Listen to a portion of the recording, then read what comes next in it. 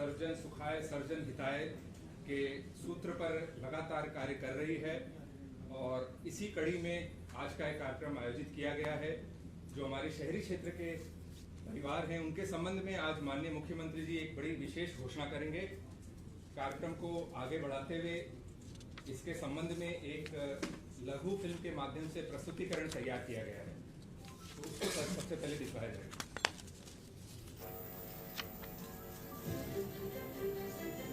उन्नति, तरक्की और खुशहाली का नाम हरियाणा सरकार।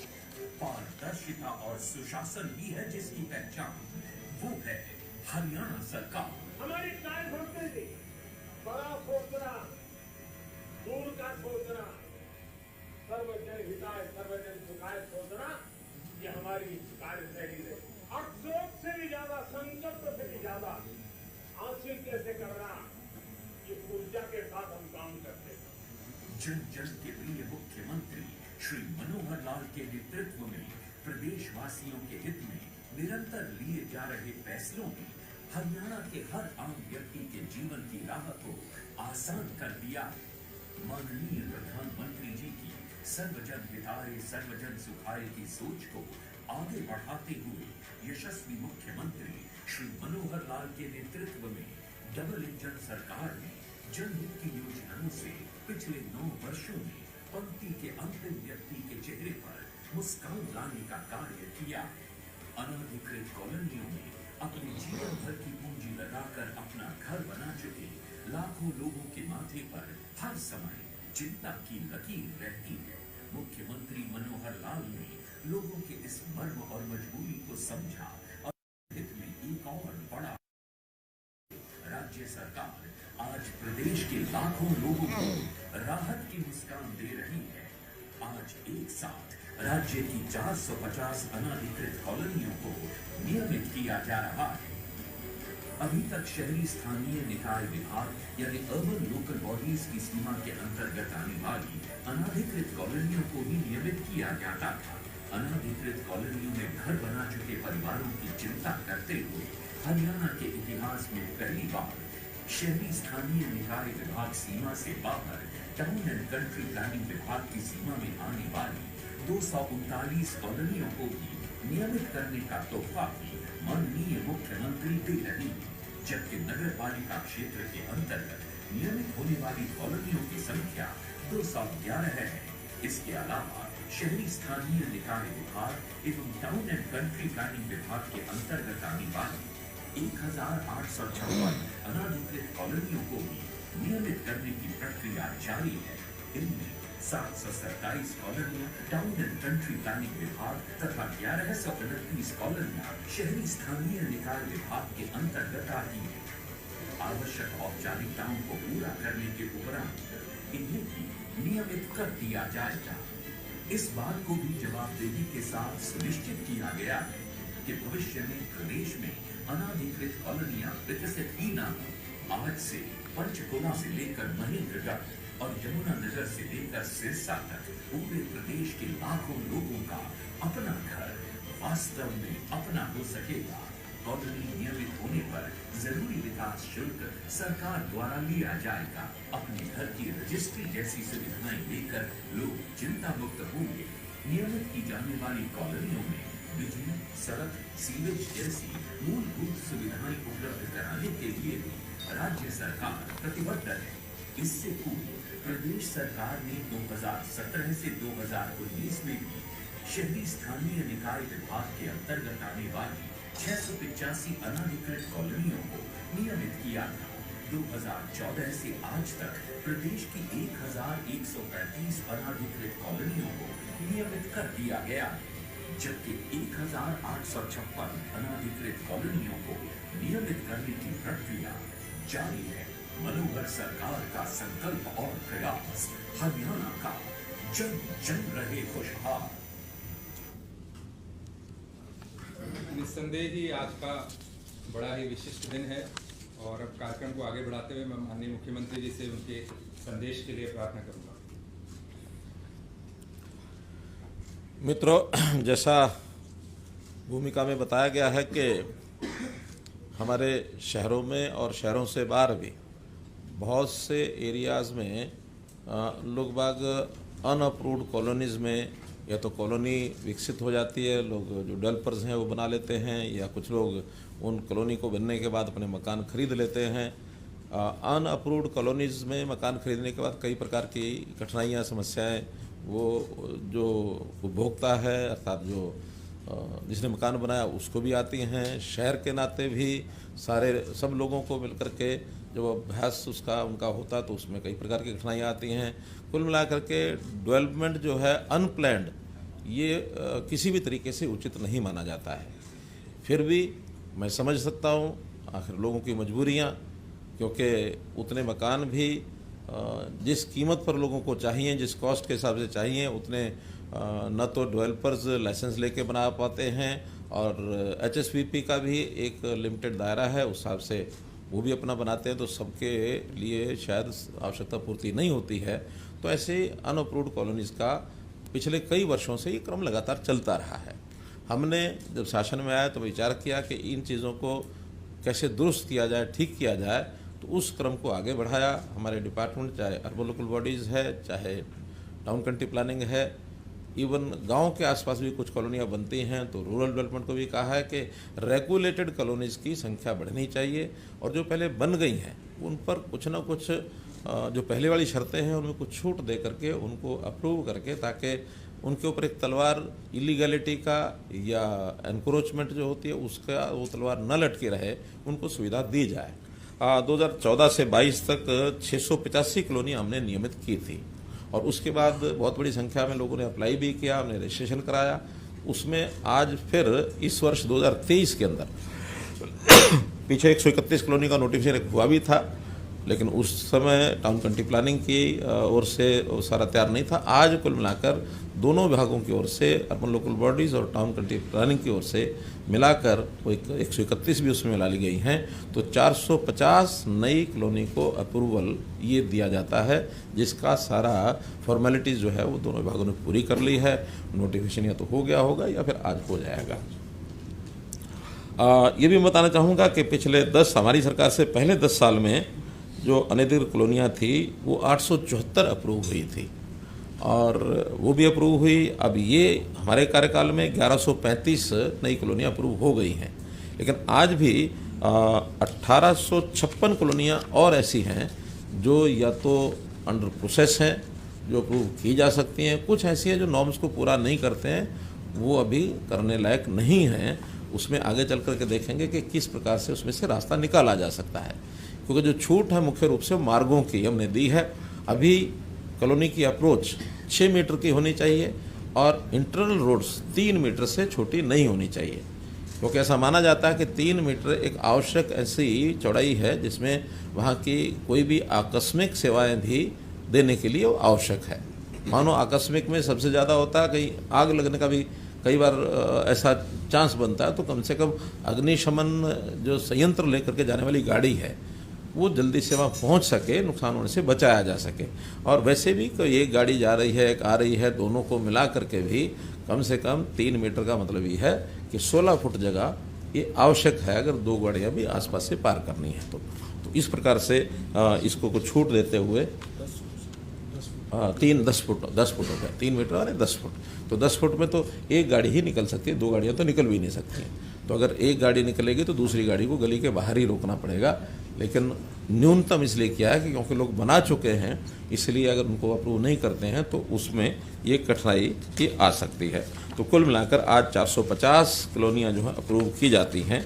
हमारे यहाँ जिलानुसार भी जो आंकड़े हैं, ऐसी चाहे वो अप्रूव हुई हैं चाहे नहीं हुई हैं, शुरू से लेकर अब तक जो कॉलोनीज़ हैं उसमें अगर मैं टोटल कॉलोनीज़ की बात करता हूँ तो ये 1340 और 966, ये लगभग 2200 कॉलोनीज 2300 कॉलोनीज ऐसी हैं जिनका अप्रूवल या तो हो गया है या होना है। जो मैंने बताया इसमें बाकी भी बचे हैं।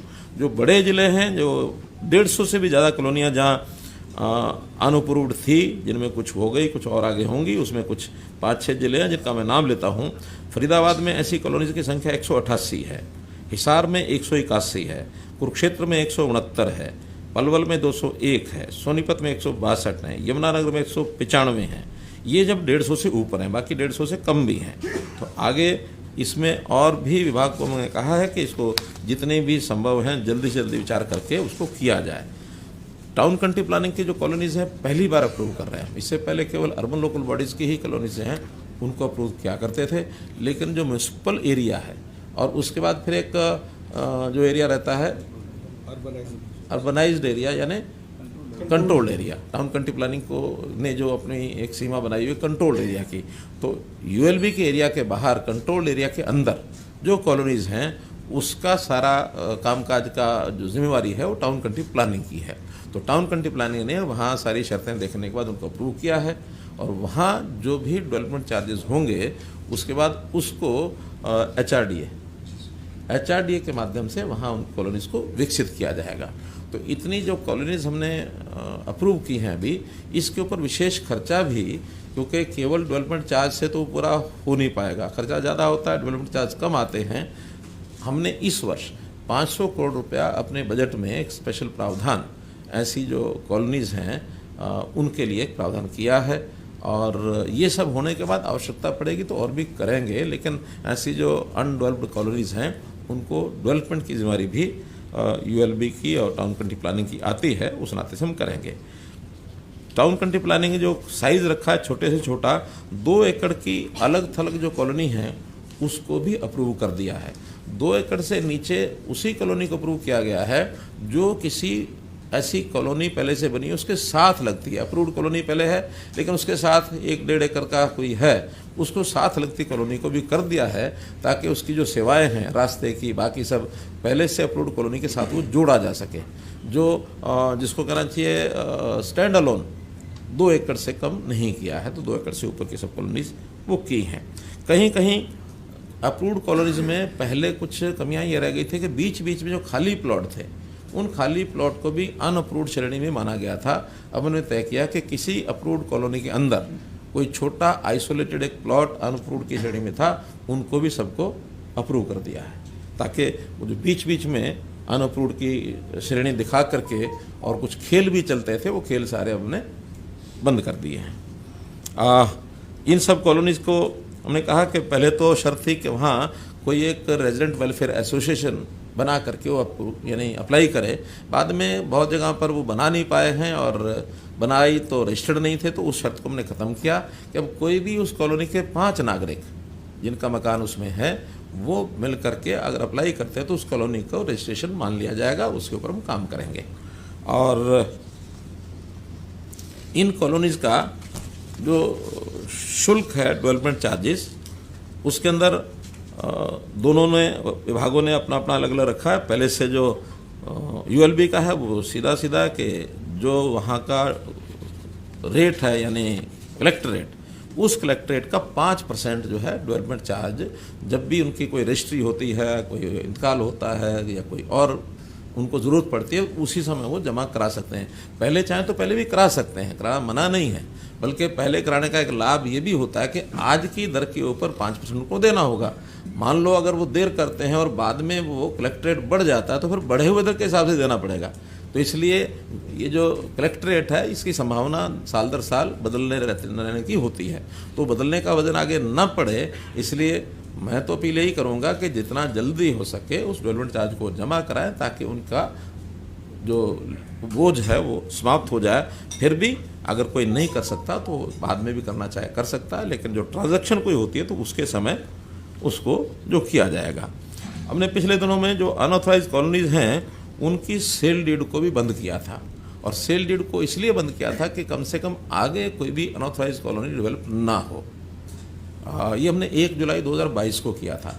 उस समय एक विषय आया था कि 1 जुलाई 2022 तक भी कुछ लोगों ने सेल एग्रीमेंट कर लिए थे या उससे पहले जो एग्रीमेंट टू सेल कर लिए थे, तो उसको हमने तय किया कि जिनका पहले से सेल एग्रीमेंट टू सेल अगर ये किया हुआ है सेल डीड वगैरह तो उसको बेचा हुआ माना जाएगा, उनको भी उसमें रजिस्ट्री उसकी बाद में कराई जा सकेगी।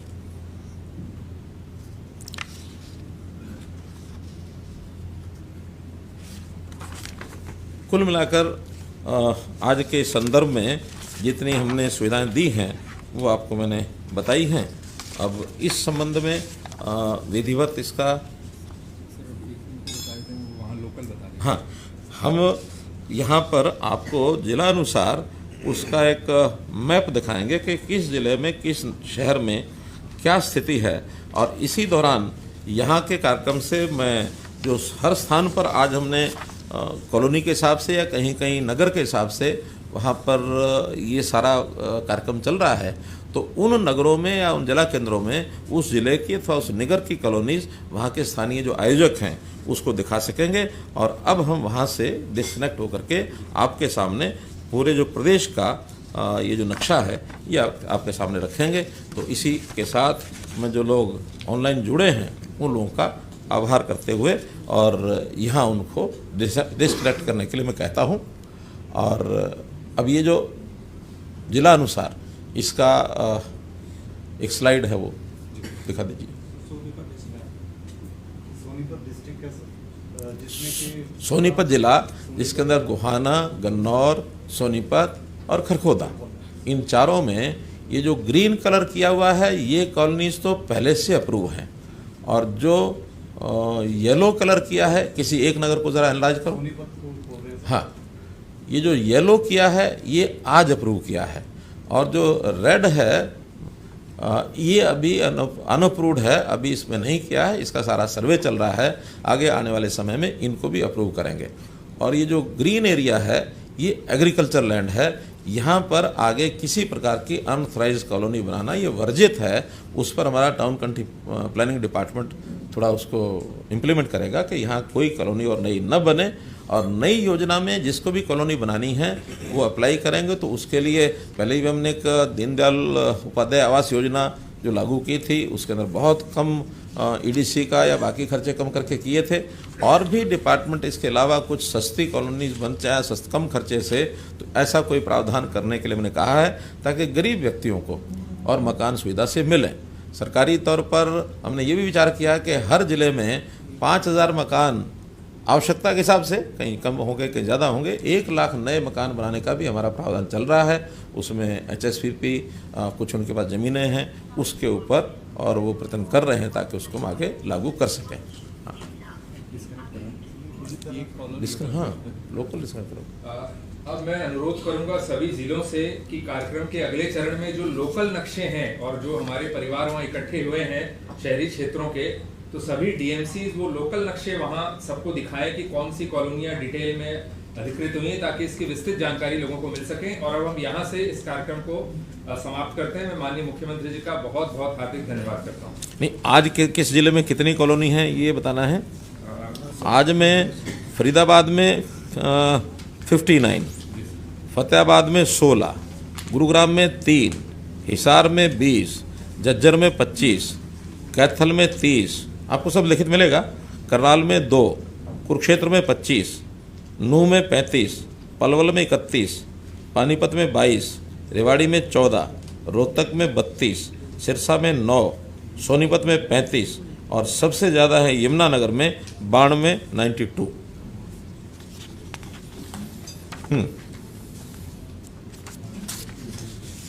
ठीक है। आवास कितने हैं जिन लोगों को बेनिफिट चाहिए?